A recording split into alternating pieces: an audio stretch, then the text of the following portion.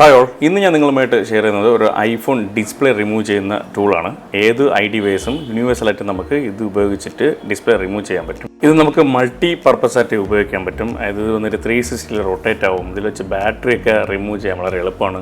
പിന്നെ നമുക്ക് back glass ഒക്കെ റിമൂവ് ചെയ്യുന്ന സമയത്ത് നമ്മൾ റൊട്ടേറ്റ് ചെയ്ത് ചെയ്യുന്ന ഒരു ആവശ്യം വരുമല്ലോ. അപ്പോൾ നമുക്ക് ഇത് തന്നെ സിമ്പിളായിട്ട് നമുക്ക് റൊട്ടേറ്റ് ചെയ്ത് സിമ്പിളായി നമുക്ക് ചെയ്യാൻ പറ്റും. അപ്പോൾ ഇത് ഉപയോഗിച്ചിട്ട് നമുക്കൊരു ഡിസ്പ്ലേ നമുക്ക് റിമൂവ് ചെയ്ത് നോക്കാം. ആദ്യമായിട്ടൊക്കെയാണ് ഐഫോണിൻ്റെ ഡിസ്പ്ലേ റിമൂവ് ചെയ്യുന്ന ടെക്നീഷ്യന്മാർക്കൊക്കെ ആണെങ്കിൽ സംടൈംസ് ലൈൻസ് വഴിയും ഡിസ്പ്ലേ ക്രാക്ക് ആവാനൊക്കെ ചാൻസ് കൂടുതലാണ്. അപ്പോൾ നമ്മളിത് ചെയ്യുമ്പോൾ ലൈറ്റായിട്ട് നമ്മൾ ലിക്വിഡ് ഒന്ന് അപ്ലൈ ചെയ്ത് കൊടുക്കാം. അപ്പോൾ നമുക്ക് സിമ്പിളായിട്ട് ഊരിപ്പോകും.